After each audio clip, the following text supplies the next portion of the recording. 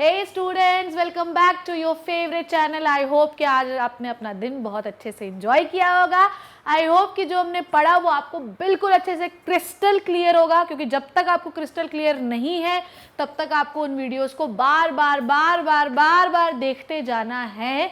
अगर आपने इन वीडियोस को अच्छे से देख लिया तो ये मान लेना कि 11th में आपके पूरे मार्क्स आएंगे, और ये मान लेना कि आपके नीट में भी रेस्पिरेटरी सिस्टम से एक भी क्वेश्चन गलत नहीं होगा। अच्छा, जो लोग भी ये वीडियो देख रहे हैं उनको मैं बता दूं कि 11th क्लास में इसके बाद जो हम चैप्टर शुरू करेंगे वो होगा फ्रॉम द चैप्टर नंबर 1। ठीक है, सो लेट्स स्टार्ट। आज आपको क्या पढ़ना है वो मैं आपको बताऊं।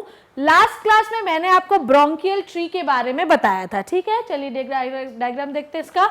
तो जब मैंने आपको ब्रोंकियल ट्री के बारे में बताया था, द ब्रोंकियल ट्री और the bronchiole will open into the एल्वियोलाइज। ठीक है, किसमें ओपन होते हैं? एल्वियोलाइज में ओपन होते हैं। ये मैंने बताया था क्या? अरे नहीं भी बताया तो सुन लो भाई। ठीक है, तो एक रेस्पिरेटरी ब्रोंकियल ट्री होता है और एक एक्सचेंज या कंडक्शन ब्रोंकियल ट्री होता है। यहां से यहां तक आप सिर्फ हवा को पास करते हैं, सांस लो और भेज दो।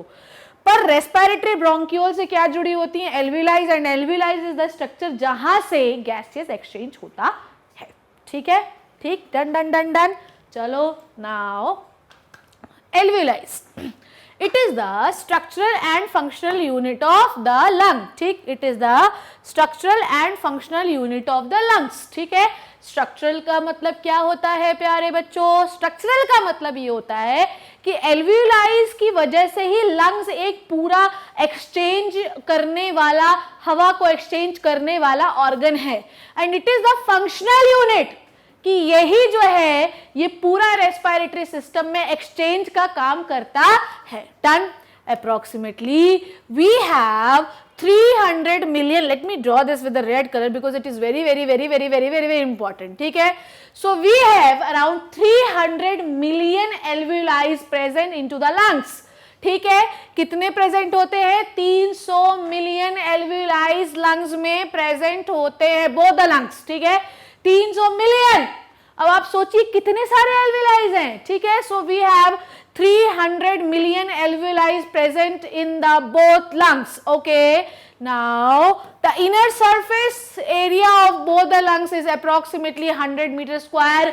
Late me explain what is it. ठीक है, 300 मिलियन एल्वियोलाइज आपके लंग्स में प्रेजेंट होते हैं। अगर मैं आपको पिछला डायग्राम दिखाऊं तो ये देखिए, इस तरीके से आपके एल्वियोलाइज प्रेजेंट होते हैं गुच्छे के रूप में, in the form of bunch. Okay, तो एल्वियोलाइज का इतना सारा नंबर ये बताता है कि कंटिन्यूअसली जब से आपका जन्म हुआ और जब तक आप मर जाएंगे तब तक आपके लंग्स में गैसियस एक्सचेंज हमेशा चलता ही रहेगा। Getting my point? आपको समझ में आया कि मैं बोल क्या रही हूं?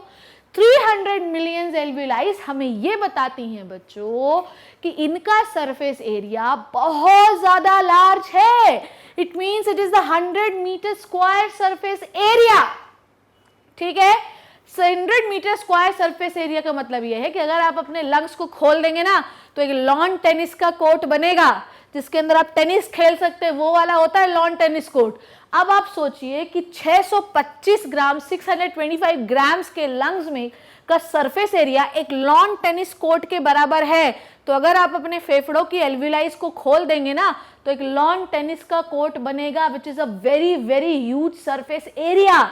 इतना बड़ा सरफेस एरिया है जो ये इंडिकेट करता है कि बहुत ज्यादा कंटिन्यूअसली गैसेस एक्सचेंज चलता ही रहेगा। समझे मेरी बात को? तो लंग्स में जो एल्वियोलाइज होती हैं वो रेस्पिरेटरी ऑर्गन होने का लंग्स को ये मौका देती हैं कि चलो तुम रेस्पिरेटरी ऑर्गन बन जाओ। लंग्स रेस्पिरेटरी ऑर्गन इसीलिए है क्योंकि उसके पास एल्वियोलाइज है। डन। तो जितनी ज्यादा एल्वियोलाइज होंगी, जितनी ज्यादा इतनी होती हैं, इससे कम हो सकती हैं, इससे ज्यादा मुश्किल है। ठीक है, तो एल्वियोलाइज उन्हें मौका देती हैं कि जाओ तुम एक रेस्पिरेटरी ऑर्गन बन जाओ और तुम गैसेस एक्सचेंज कर सकते हो। डन। जब भी आजकल जो है corona virus is very much in the trend, isn't it? ठीक है, तो कोरोना वायरस भी जो होता है वो एक्चुअली लंग्स के एल्वियोलाइज पे ही अटैक करता है। ये चीज आपको याद रखना है। डन। उसके बाद जो लोग भी स्मोक करते हैं, डन, जो लोग भी स्मोक करते हैं तो जो स्मोक का टार होता है, ठीक है, we have around 180 carcinogens present into the one smoke. Okay, तो आप जब भी स्मोक करते हैं, आप मतलब कोई भी आपके आसपास का, तो उसका जितना भी स्मोक होता है, जितना भी टार होता है, टार करे बहुत बीमार, ठीक है, तो ये जो टार होता है इट विल ब्लॉकेज द एल्वियोलाइज, ठीक है, जो आपके लंग्स में जो ऐसे कटोरी जैसी संरचनाएं बनी हैं, कटोरी जैसे स्ट्रक्चर बने हैं लंग्स के अंदर, जो कि 300 मिलियन है, उनमें जाके जमता जाता है, जमता जाता है, जमता जाता है, और जमते जमते जमते जमते वो पूरा एल्वियोलाइज को ब्लॉक कर देता है। अब क्या होगा कि तुमने कभी भी देखा होगा ना कि जो लोग बहुत ज़्यादा सिगरेट पीते हैं वो हमेशा ब्रेथलेस फील करते हैं, ब्रेथलेसनेस होती है उनको, तो ऐसे करेंगे, ऐसा ऐसा करते हैं, जबकि जो नई सिगरेट पीता है वो नॉर्मली हल्का बहुत थोड़ा बहुत हाफेगा, ठीक है, मतलब बहुत ज़्यादा बोलने पे तो हर कोई हाफता है, पर सीढ़ियों चढ़ने पर जो है आपने देखा होगा कि वो बहुत ज़्यादा दूर तक नहीं चढ़ पाते, क्योंकि एल्वियोलाइज ब्लॉक है, हवा भरोगे भी तो कहाँ भरोगे। तो एल्वियोलाइज इज द स्ट्रक्चर जो एक बार अगर लंग्स में बन जाता है तो वापस नहीं बन सकता है बच्चों, ये चीज आपको याद रखनी है। लोग उसको सक्शन पंप लगा के एल्वियोलाइज को साफ करा सकते हैं, पर नहीं बना सकते, इसलिए always smoking is very injurious to health because it will damage your alveoli. Once the alveoli get blocked you are unable to breathe in and breathe out. Now next thing, okay, now if we talk about the surfaces of the alveoli, let me show you structure of the alveoli, ठीक है, देखिए, so this is the alveoli, this is the structure of the alveoli, ठीक है, तो जो भी आप inhale कर रहे हैं एयर को वो सब कहाँ पर आ रही है, एल्वियोलाइज के अंदर आ रही है। डन, समझ में आई बात आपको। एल्वियोलाइज कैसे दिख रहा है, ऐसे नहीं लग रहा बॉल है, बॉल जैसे गुच्छे नहीं दिखाई दे रहे हैं ये, ठीक है, हाँ मैडम ये दिखाई तो दे रहे हैं। अब हवा जो भी आएगी वो एल्वियोलाइज में भरती हुई जाएगी, ठीक है, समझ में आई बात। तो यहाँ पर देखिए ये ऐसा आप काट देंगे तो बॉल का आधा टुकड़ा है ये, तो यहाँ पर पूरी हवा भरी हुई है। ओके, नाउ अब मैंने आपको रेस्पिरेटरी ऑर्गन का क्राइटेरिया बताया था कि कोई भी रेस्पिरेटरी ऑर्गन के बारे में आप बात कर रहे हैं, it should be circulated bye the blood, ठीक है, तो it should be circulated bye the blood. अब आप देख रहे हैं कि ये जो एल्वियोलाइज है वो दो चीजों से सर्कुलेटेड है, एक है पल्मोनरी वेन से, it is the exception which brings the pure blood, ठीक है, which takes the pure blood from the lungs and delivered it to the heart, ये एक्सेप्शन है। And next supply is by the pulmonary artery which is also an exception, जो ये बताती है कि it brings the deoxygenated blood from the heart and delivered it to the lungs. Done, okay. अब यहां पर देखिए capillaries, capillaries is what, it is the connection between the arteries and veins, ठीक है, तो अब पूरा बंच बना हुआ है, ठीक है, डीऑक्सीजनेटेड ब्लड को ऑक्सीजनेटेड कर रही है और ऑक्सीजनेटेड करके रेड बना दे रही है और रेड बना के पल्मोनरी वेन में खुल रहा है, दोनों का कनेक्शन बना हुआ है कि ब्लू वाली वेन क्या कर रही है, ब्लू वाली आर्टरी क्या कर रही है कि हार्ट से डीऑक्सीजनेटेड ब्लड ला रही है, एल्वियोलाइज पर चारों तरफ सप्लाई हो रही है, एल्वियोलाइज उसका कार्बन डाइऑक्साइड ले रही हैं, बदले में उसे ऑक्सीजन दे रही हैं और फिर वो पल्मोनरी वेन से हार्ट की ओर चला जा रहा है, ठीक है। अब मैंने आपको इसके चारों तरफ मसल्स बताई थी जो उसे एक्सपैंड और रिलैक्स करने में मदद करती हैं। नाउ नेक्स्ट थिंग ये हो गया ब्रोंकियोल, टर्मिनल ब्रोंकियोल, इसे ही आप रेस्पिरेटरी ब्रोंकियोल भी कहते हैं, जो एल्वियोलाइज से जुड़ा होता है, और ये इलास्टिक फाइबर होते हैं जो कि उन्हें एक्सपैंड और रिलैक्स करते हैं, ठीक है। नाउ ये बात आपको समझ में आई। अब आपको देखना है कि एल्वियोलाइज का जो अंदर का सरफेस होता है, ठीक, this blue surface, this is called as respiratory surface, ठीक, इसे क्या कहते हैं अपन, रेस्पिरेटरी सरफेस। डन, इसे कहते हैं रेस्पिरेटरी सरफेस। डन, डन, कोई दिक्कत आई बात समझ में।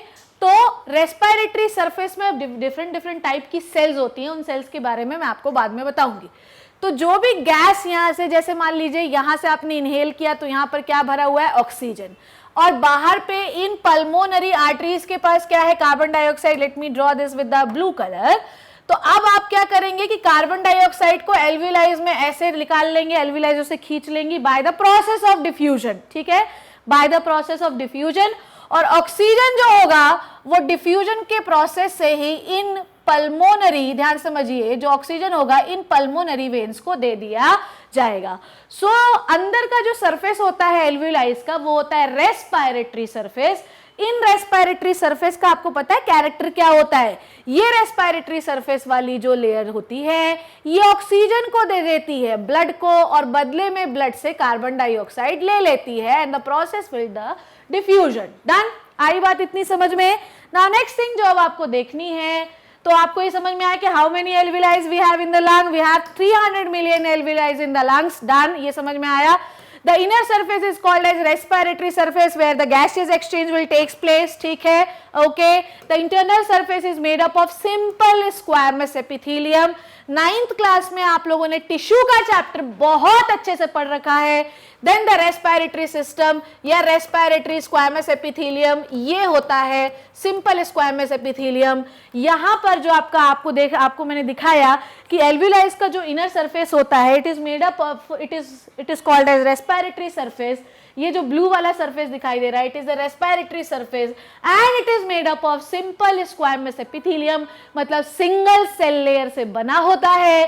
जितना सिंपल टिश्यू होगा उतनी आसान डिफ्यूजन की प्रोसेस होगी। यहाँ पर सिंगल लेयर ऑफ सेल्स होती हैं जिन्हें आप सिंपल स्क्वामस एपिथेलियम कहते हैं dear kids. Now next thing, चलो आ जाओ, इधर उधर नहीं करना है अपने को। नाउ जिसकी वजह से जो डिफ्यूजन होगा वो बहुत ज्यादा आसान बन जाएगा। नाउ नेक्स्ट थिंग, आ जाइए इधर देखें।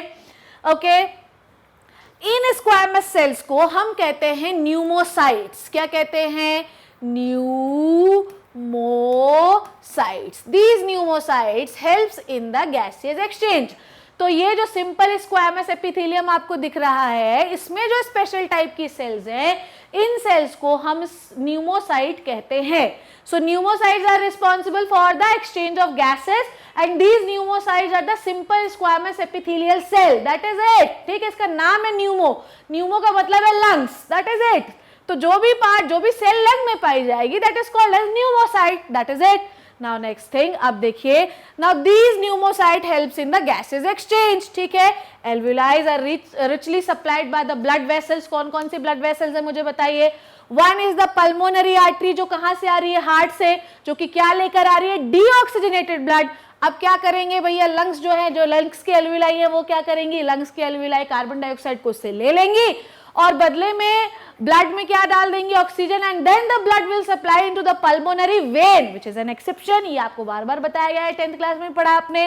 Then the pulmonary vein will goes into the heart, that is it. ठीक है, ये समझ में आया। नाउ नेक्स्ट थिंग, तो क्या क्या सप्लाई है? The pulmonary artery, the pulmonary artery divide after reaching to the lungs. ये सारी चीजें मैंने आपको बताई कि पूरे लंग में पल्मोनरी आर्टरी नहीं घूमती रहती, उसके बहुत सारे डिविजन्स भी होते हैं जो हर एल्विलाई के चारों तरफ फैले हुए होते हैं। Now this capillary network form a dense network around the alveoli. Dense network. अब 300 मिलियन एल्विलाई है, एक पल्मोनरी आर्टरी इधर उधर थोड़ी घूमते रहेगी भाई, उसके बहुत सारे ब्रांचेस होंगे और हर ब्रांच हर एल्विलाई के चारों तरफ जाएगा। नाउ ये सारी चीजें मैंने आपको समझा दी हैं, ये वाला पॉइंट भी कि हार्ट की ओर जाता है, फिर ये वाला पॉइंट भी। अब आपको क्या समझना है वो ध्यान से समझना। इस एल्विलाई में ध्यान से समझे कि जो आपका सिंपल स्क्वामस एपिथेलियम है, ये देखिए ध्यान से, इधर आइए, लंग्स पे आइए, ये देखिए यहाँ पर छोटे छोटे पोर्स होते हैं, जैसे कि यहाँ पर एक छोटा सा पोर है, छेद होता है, यहाँ पे छोटा सा पोर होता है। तो इन पोर्स को आप कहते हैं पोर्स ऑफ कोन। ठीक है, पोर ऑफ कोन भी कहते हैं। तो लेयर्स में सपोज दैट कि दिस इज द एल्विलाई। ठीक है, लेट मी रब ऑल दिस। ठीक है, सो दिस इज द एल्विलाई। ठीक है, suppose that this is the alveoli. Done. अब ऑल द सेल्स, ठीक है, जो भी इसकी अंदर वाली लेयर है जहां से गैसेज एक्सचेंज होता है, it is made up of simple squamous epithelium. पर ध्यान से समझना है, यहां पर बिल्कुल माइन्यूट पोर्स होते हैं। इन पोर्स को आप कहते हैं पोर्स ऑफ कोन। क्या कहते हैं? पोर्स ऑफ कोन, जहां से गैसेज एक्सचेंज होता है। ठीक है, so there are small pores present in the wall of alveoli. ठीक है, ये पॉइंट समझ में आया आपको? ये डिफ्यूजन गैस। अच्छा देखिए, वैसे तो गैस एल्विलाई से डिफ्यूज होकर ब्लड में चली ही जाएगी, पर अगर एक छोटा सा ओपनिंग रहेगा तो गैस जल्दी जल्दी डिफ्यूज होगी कि नहीं होगी? तो ये जो पोर्स ऑफ कोन है, ये गैसेस डिफ्यूजन को बहुत इजी बनाते हैं, ये चीज याद रखिएगा। Okay, and this is the characteristics of the mammalian lung only. ठीक है, मैमल्स में ही ये कैरेक्टर होता है कि उसमें पोर्स ऑफ कोन पाए जाते हैं और गैसेस डिफ्यूजन बहुत तेज आता है, तभी अपन इतना जल्दी जल्दी तेज तेज तेज तेज तेज बोलते हैं। मैमेलियन लंग में कोई भी सेंट्रल कैविटी नहीं होती है, मैमेलियन लंग अंदर से खाली नहीं होता है, उसमें भर भर के एल्विलाइज होती हैं, जिसकी वजह से वो से स्पॉन्जी नेचर का बनाती, खोखला नहीं है लंग आपका, आपके जो फेफड़े हैं उसके अंदर बहुत सारी एल्विलाइज है जो उसे स्पॉन्जी नेचर का देती हैं, ठीक है। नाउ किसी भी मसल में मसल बोल रही, किसी भी लंग्स में, sorry I am so sorry, तो लंग्स में किसी भी प्रकार की कोई मसल्स भी नहीं पाई जाती हैं, डन, ओके। लंग्स में सेल्फ कॉन्ट्रैक्शन और सेल्फ एक्सपेंशन नहीं होता जैसा कि हार्ट में होता है, ठीक है। चलिए अब डायग्राम एक बार मैं आपको एक्सप्लेन कर दूं, चलिए आ जाइए। इतनी जो कहानी पढ़ी उस कहानी का एक समरी देखिए क्या है, ठीक है। So we have 300 million alveoli in both the lungs, the surface area is around the 100 metre square. एक लॉन टेनिस का कोर्ट है, दनादन टेनिस खेल सकते हो, तो लार्ज सरफेस एरिया है, तो these alveoli are supplied by the rich blood, supplied by the so many blood vessels. We have the branches of pulmonary artery which bring the deoxygenated blood from the heart, and we have the pulmonary vein which takes the oxygenated blood from the lung and delivered it to the heart, okay. From the pulmonary artery the alveoli takes the carbon dioxide from it and delivered it to the pulmonary vein, and then pulmonary vein delivered the blood to the heart. That is it, done. Okay, now pulmonary now the alveoli are open area, ऐसा दिखाई देती हैं वो, and the inner surface of the pulmonary alveoli are called as respiratory surface. The respiratory surface is made up of simple squamous epithelium which is responsible for the gaseous exchange. Somewhere in the respiratory epithelium, this is the respiratory epithelium, okay, RE matlab respiratory epithelium. So in some places of the respiratory area, some small pores which are invisible whenever you are trying to see into the lungs. So small pores are found into the wall of alveoli, which makes the diffusion easy.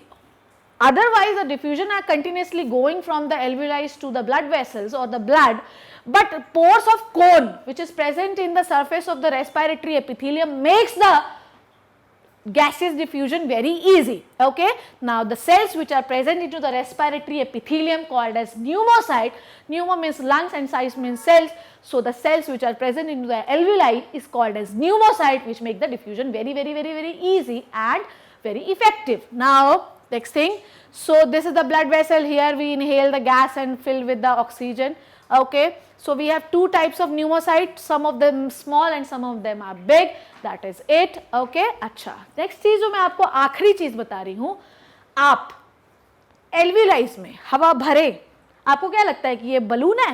No no no no no, आप इन एल्विलाइज में हवा भरो चाहे मत भरो, ये पिचकने वाली नहीं है, क्योंकि ये जो न्यूमोसाइट सेल्स होती हैं, ये जो बड़ी बड़ी आपको सेल्स होती हैं, ये निकालती हैं लेसिथीन। क्या निकालती हैं? लेसिथीन।